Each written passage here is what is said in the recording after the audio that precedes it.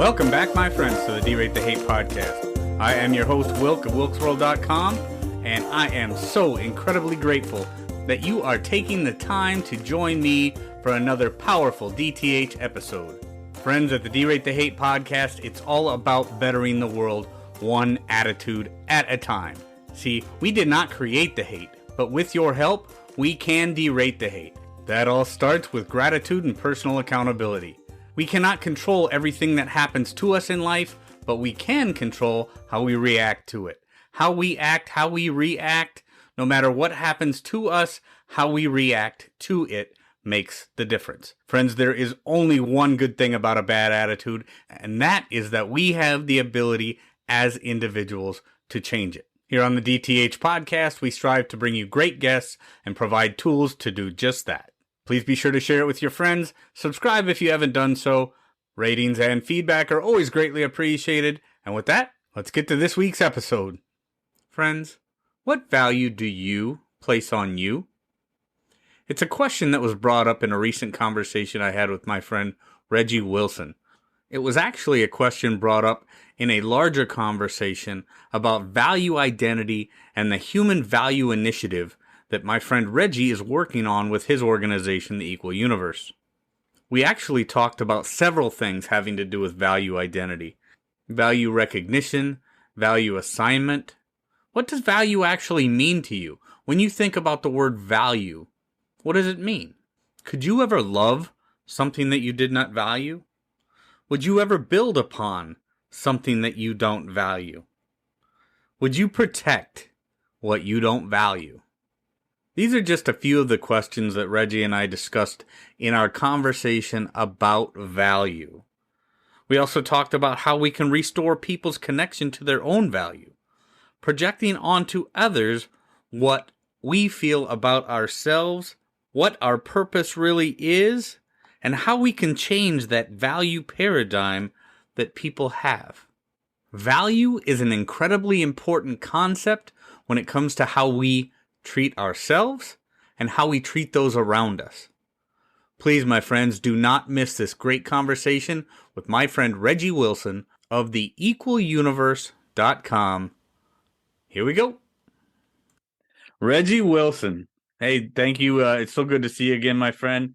Thank you for joining me on the D-Rate the Hate podcast. I appreciate your time today.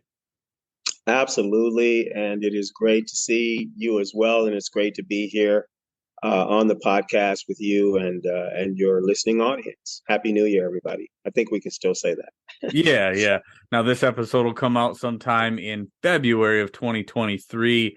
But Regi and I go back not a long time, but we've had a few conversations, and I've really enjoyed my time getting to know Regi. And today we're here to talk about, well, first of all, Regi's got the Equal Universe. It's a human value initiative. And we're talking value identity today, Regi. So let's first start and tell the DTH listeners a little bit about you and what was your inspiration for the Equal Universe, this human value initiative, and the things that you're doing to help promote value identity. So let's just start.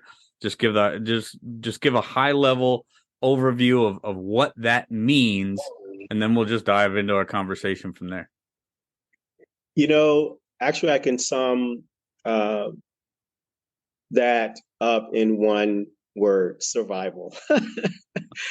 The first law of nature, and the desire and the need to exist and to survive in an ecosystem where value exist, where everyone is being valued at the same level, and where we are, pouring value into ourselves and into each other. And when I look out into society, I see that disparity. I see that as opposed to people pouring value into themselves and onto each other, they're pouring pain into themselves and onto each other. And so out of that desire to survive, I'm like, this is not sustainable. What I'm seeing is not sustainable. So how can we change the trajectory of this? How can we, pivot to something better.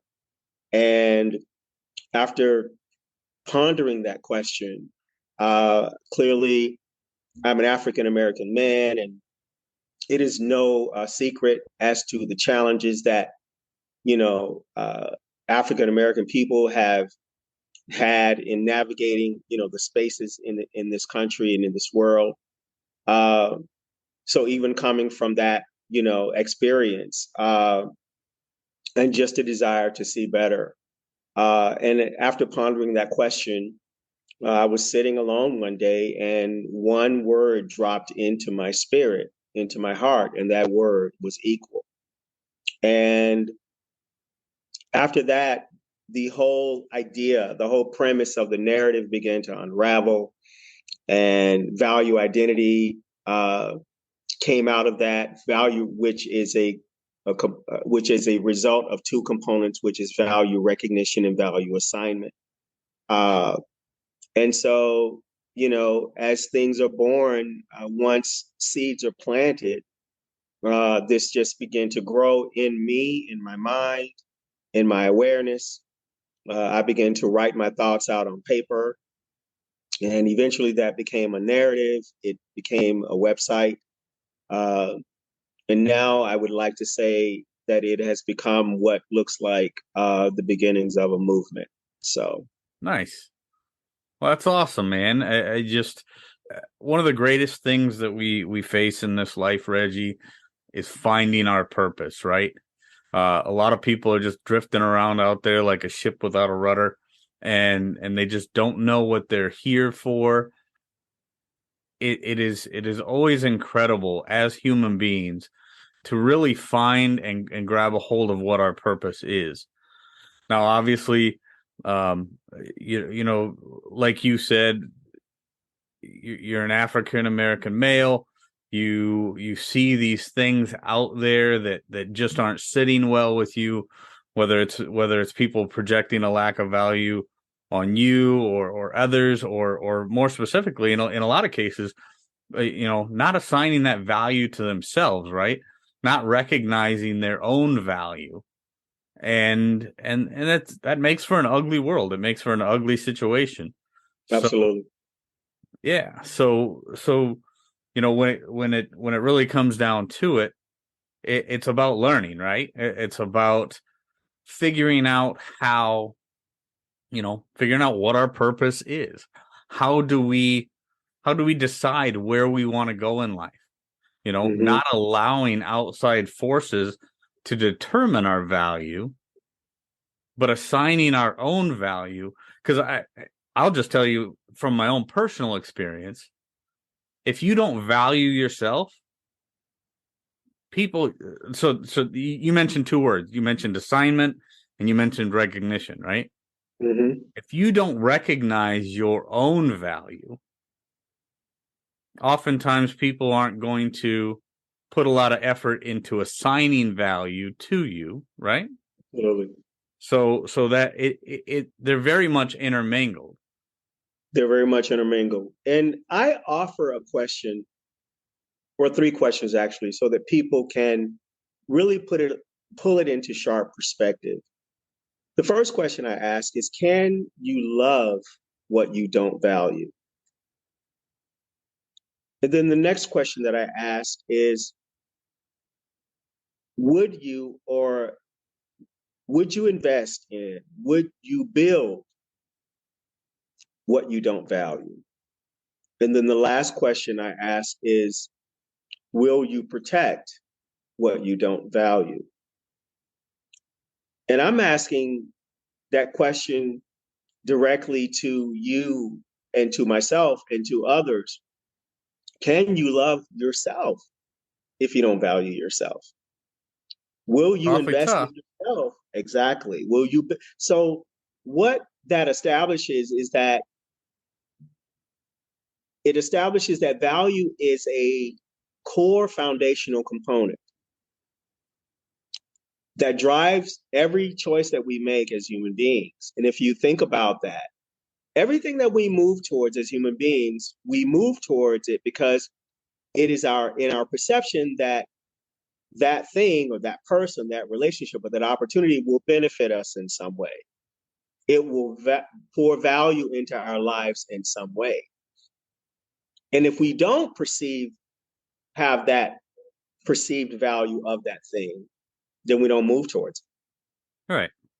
So what that means is that, again, it's a foundational component. And so when we feel the absence of value, what is the absence of value? What is the greatest kind of there is pain when there is no value. And I ask, so what is the greatest pain? Pain is loss. Okay. And so when you talk about losing a loved one or losing a home or losing a job, there's pain associated with that. What about losing your value? Being disconnected from that and having that be absent in your life. There's a lot of pain that is inherent to that experience. And so that is what we see in society. We see a lot of people who have been disconnected from the awareness and from the utilization and the benefit of their inherent value. And so they're in a lot of pain. So we see a lot of people who are in pain that are pouring their pain out onto each other. And so the objective of the equal universe and of this narrative is to restore that connection so that people can begin to heal, they can begin to feel better, they can begin to feel empowered, they can, begin to understand and become aware of how incredible each one of us is, and begin to operate in and to live and operate in that space, and consequently and ultimately pour that same energy back into themselves and out into the spaces and onto others that are around. Yeah. Value is something that I mean, I think value could be defined in so many different ways, right? And people look at it in different ways. And, I was having a conversation with a gentleman a couple months ago, and he brought up the word value, right? And he brought it up in a context that I hadn't really ever thought of it. And it just kind of caught me off guard. And it's something that you and I talked about before, Regi, was perception. Mm-hmm. And so when he talked about value, he said, yeah, it's like, yeah, this person is very nice to me, and they're grateful for what I'm doing, and they're doing these things for me, but I just don't feel in that connection with that other person valued. Mm. I for me, it was foreign. For me, it just didn't make a lot of sense, because I talk a lot about, Regi, and because you've listened to the podcast, I talk a lot about gratitude, right? I talk about gratitude and personal accountability and how we have to, we are really accountable for ourselves, right? We can never control what somebody else is going to do. Absolutely. So when I was listening to this, the first thing that I thought of when I was hearing this was, or my go-to was, you need to, well, and this is kind of where it got wonky for me in my brain, because my first go-to thing was, look, you can't control what that other thing is, that other person is saying or doing. Right. So you can't give them the power to devalue you. That's where I went with it. But, and I think, I still think, right, and we could talk about that in a second. Right. I still think that's still my go-to in that particular interaction. Mm-hmm. Do not give that other person, like I said, and this person even said to me, he's like, look, they did nothing wrong in the sense that they weren't mean to me. They didn't, they were grateful for what I was doing. They whatever. I just didn't feel like they valued me as a person. So Mm. my instant, like I said, my instant thing, Reggie, was, okay, well, you can't make somebody value you. You have to take account for how you do it. But then I look at it from the other side of my brain and I say, perception, and this is one thing that you and I talked about in our last conversation. Mm-hmm. Perception is a huge thing, right? It's stronger than the truth. Perception can often be stronger than the truth. It So usually is. because he was perceiving that other person as not valuing him, Mm-hmm. those other things in that interaction almost became like they were just didn't mean a whole lot. Exactly. So Exactly. take that, Reggie, and explain to me how, and I know you can't speak for that person and I'm not asking you to, but one of the words that constantly comes up in you and I's conversations and stuff like that is value. We talk about the value initiative. We talk about value recognition. We talk about value assignment. If somebody else does not maybe recognize the value that you think you deserve, how do you deal with that situation, Reggie? Where do you go with that? Well, a lot of times what is on the screen is coming from the projector. Most times. Mm-hmm. It's what's what I'm seeing on television right now are not, the people are not in my TV. Those images are being streamed from somewhere else. And so what I see in others can very oftentimes be a core perception and feeling that I have about myself. And I'm merely projecting onto the other person what it is that I feel is deficient in me. Right. That's oftentimes true, because I'll tell you this: when you have something and someone else has one too, you don't care. It's like, hey, I got mine. It's I'm not mad at you. I don't. It doesn't bother me that you have one, or that you know what I'm saying. I'm content because I am in possession of that thing. So there's no lack. Is my point. There's no Right. lack of me. There's no lack in my experience. And so many times when you experience the feeling of lack, is because you're lacking something. Sure. And so that would be my observation. Because to your point, um, no one else can fill your cup. That has to be something that emanates from within you. You have to understand that, your worth is paramount. And if you don't understand that, then you're going to see that deficiency in your own perception about you. You're going to project that, which is what perception is. But they could have just been distracted, or they could have been looking at you and thinking about something. There's so many things that could be true all at the same time in that scenario. But if you are kind of projecting out of what it is that you feel, which is what we all do, what we project, what we feel, we project, what we feel, we project. If a glass has water in it, that's what comes out of it. If a person is full of pain, that's typically what comes out.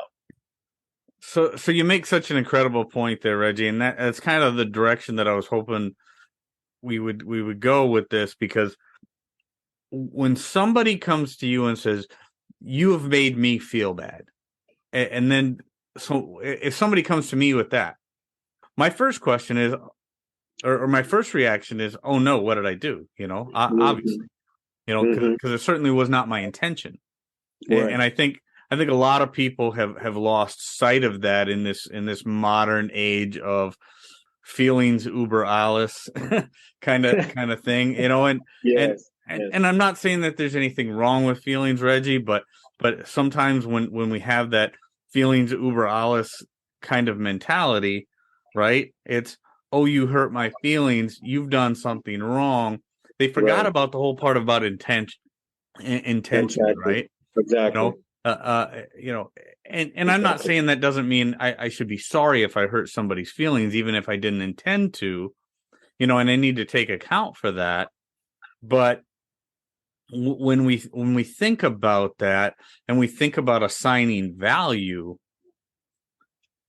I think oftentimes people lose sight of that thing where my projection of value or my assignment of value to you and your recognition of the value that I'm projecting may not be the same.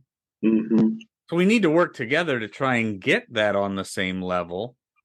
Exactly. But again, and I don't want to sound like we're talking in circles here, but again, if you, Reggie, do not recognize your own value or assign the kind of value that you deserve to yourself, you may outwardly project or perceive what I'm saying incorrectly a lot more readily because of your Absolutely. own perception of Because yourself. that's my reality here. Exactly. That's your Again, reality there. an empty cup can pour nothing from it. Whatever is in there is the only thing that can come from it. And so again, talk about working in concert. I always use the body as kind of my, prime example. And, what is it? It's a bunch of individuals that are all different, working together to ensure their own well-being. And the reason they work together to ensure their own well-being is because within the body, the wisdom exists that each thing or each individual, each member that is there is essential and necessary. Right. They're all Yeah. important. They're all valuable to, the heart is like, I'm so glad you're here, Lungs, because you're extremely valuable to me. I'm glad you're doing what you're doing. I'm glad you exist because I need you. And Right. so I think that's the one component that has been missing for a very, very long time in our social landscape, and which is also one of the reasons why we are seeing such an uptick in violence and gun violence is because, again, you know, what you love or what you value, you don't injure, you don't destroy. And so, as an inherent outcome of us valuing each other, there's going to be us taking care of each other, us, thinking about what it is that, because your well-being is inherent to mine, the heart and the lungs. Mm-hmm. Mm-hmm. That's the template for success. And if Right. you look at every successful thing, a football team, basketball team, a community, a family, a corporation, even a car engine, it literally works exactly like the human body. Every individual part working in concert with all the other parts, understanding that they all need each other to produce the desired outcome. In our case, which is life and survival. Mm-hmm. In the case of a car, it's movement. Yeah.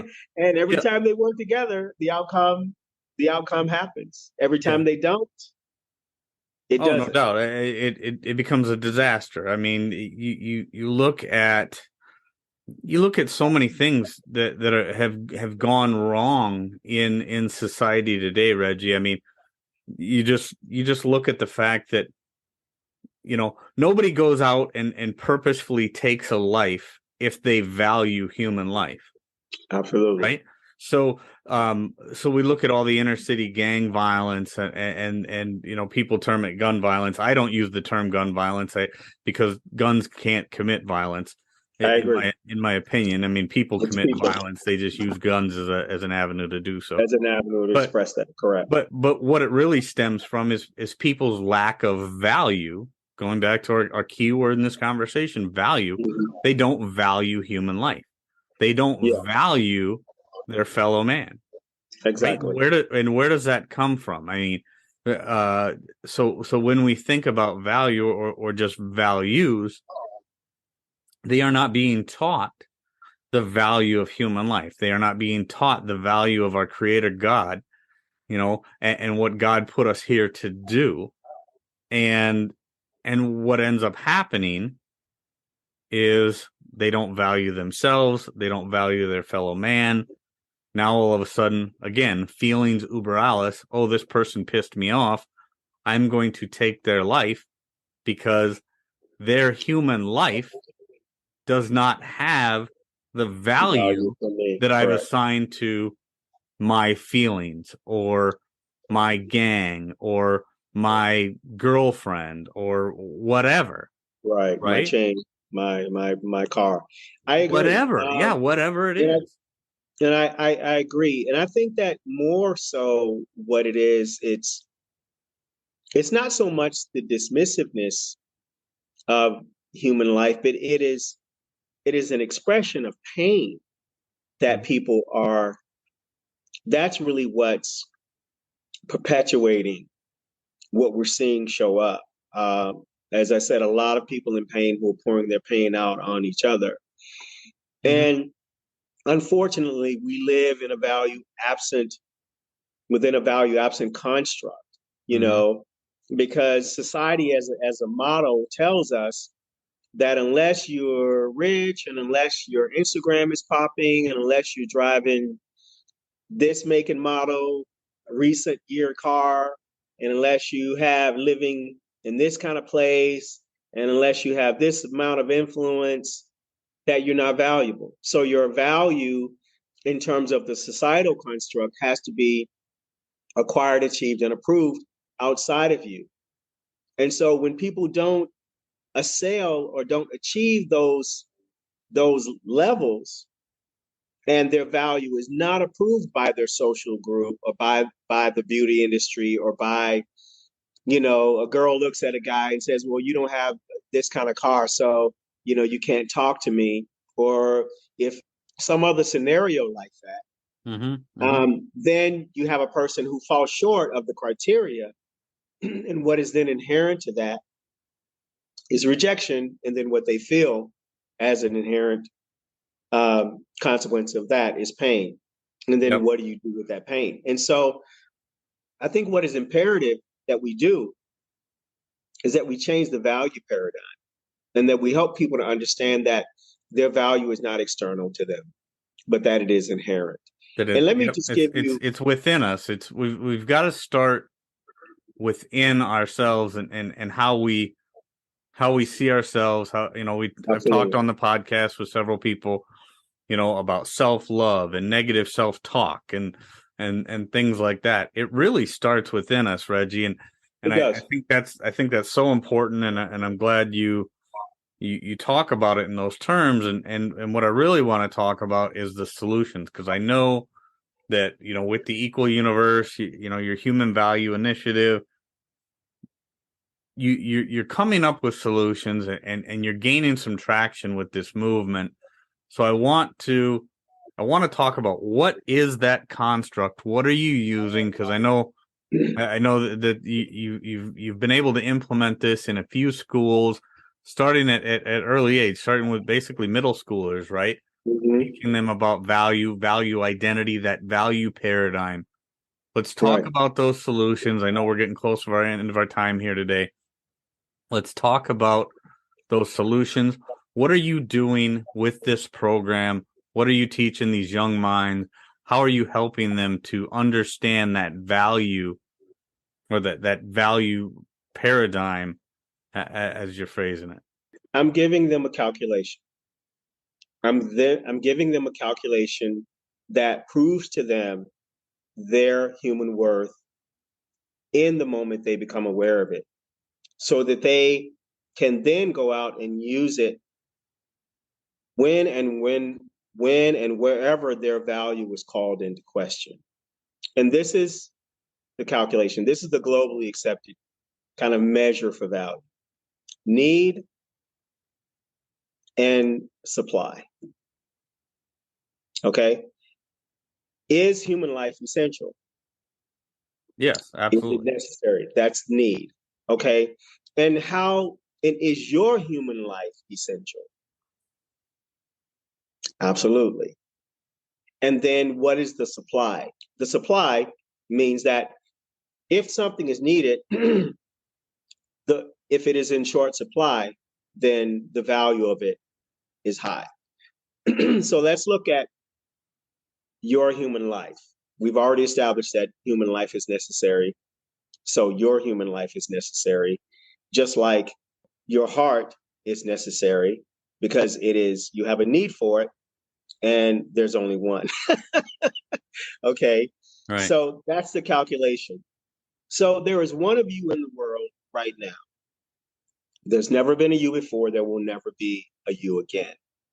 So if rare is the measure for value, and if there is only one of you that exists throughout all of time, then how valuable does that make you? The value is infinite. It makes you immeasurably valuable. Correct. Now I've said, now, Wilk, I want you to meet someone. Wilk, meet Wilk.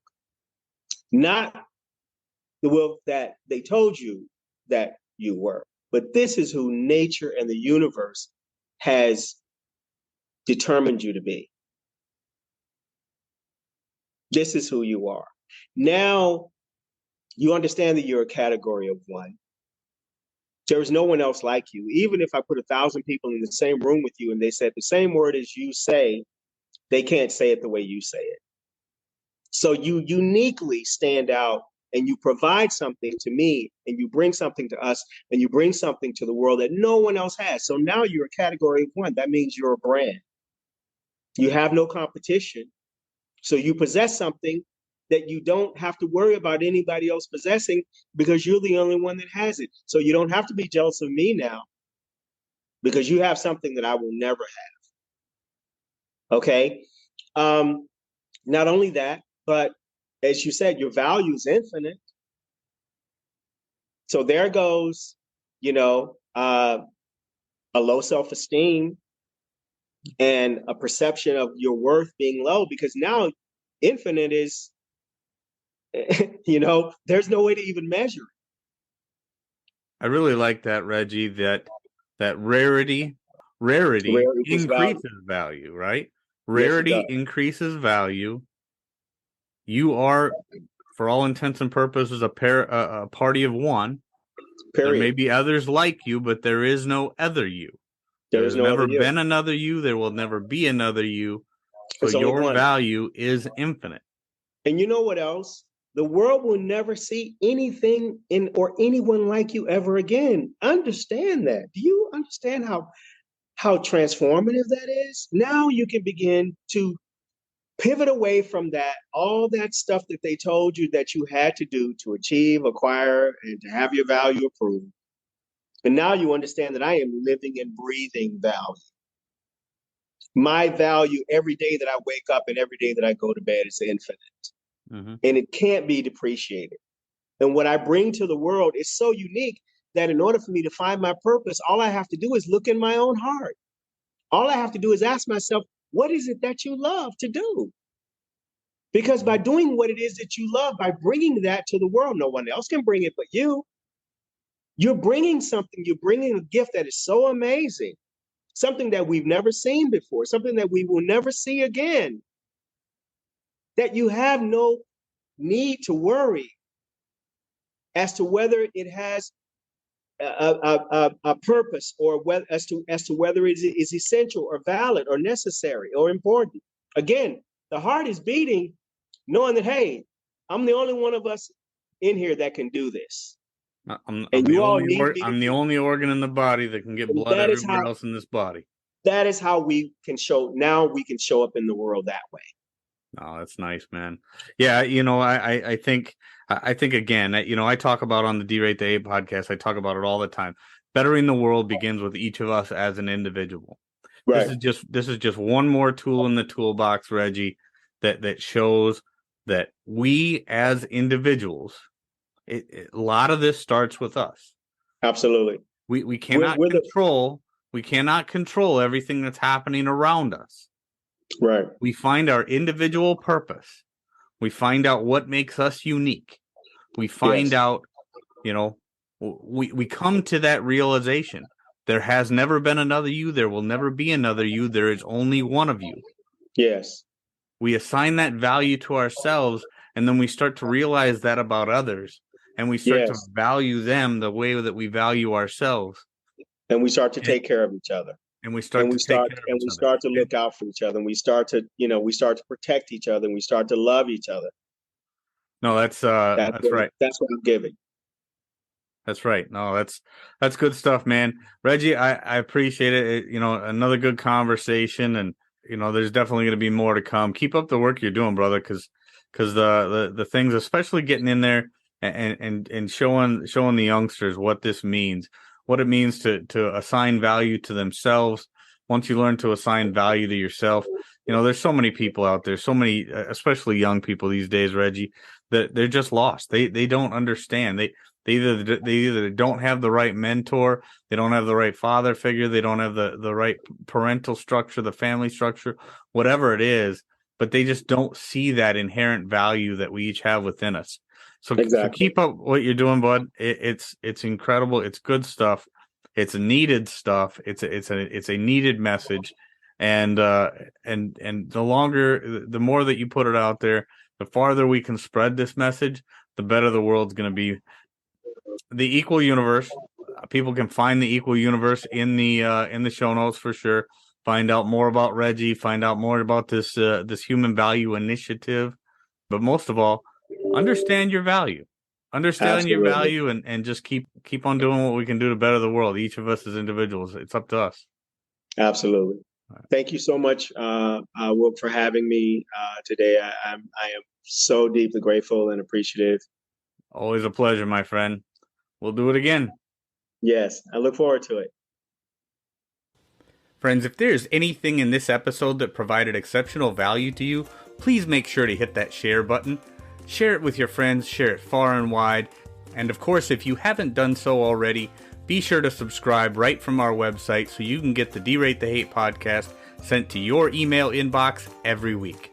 So this is Wilk wrapping up for the week, saying get out there, be kind to one another, be grateful for everything that you've got, and remember, it's up to you to make each and every day the day that you want it to be. If there is something that you would like to share with me, you can catch me on most social media platforms, or you can email me directly, wilk@wilksworld.com. With that, my friends, I am going to back on out of here, and we will catch you next week. Take care.